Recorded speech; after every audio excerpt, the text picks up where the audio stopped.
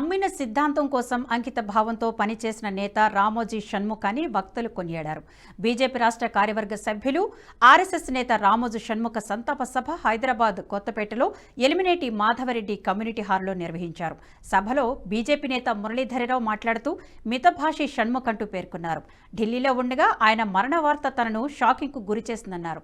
నమ్మిన సిద్ధాంతం కోసం అంకిత భావంతో పనిచేసిన షణ్ముఖ స్ఫూర్తివంతమైన జీవితాన్ని గడిపారని సభలో పాల్గొన్న వక్తలు కొనియాడారు. కాగా షణ్ముఖ కుటుంబ సభ్యులను బీజేపీ జాతీయ ప్రధాన కార్యదర్శి బండి సంజయ్ పరామర్శించి నివాళులర్పించారు.